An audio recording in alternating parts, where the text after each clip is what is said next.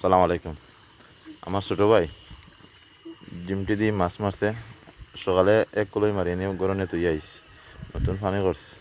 আমার হালিম ভাই ও ওদের আনে এনে বনো লাইভ করি আর পানি করতে আর আমার মাছ মারিয়া বাইরে 3 কলই নিয়ে তুই এখন আরেক কলই সিস্টেম করে বুঝছেন কি পানি করছে মানুষে খেত করতা জমিনাইন মুরো আমার হালিম ভাইয়ের এই সাইড ছাড়া মুরো গাছাইন টাছাইন সব মুরো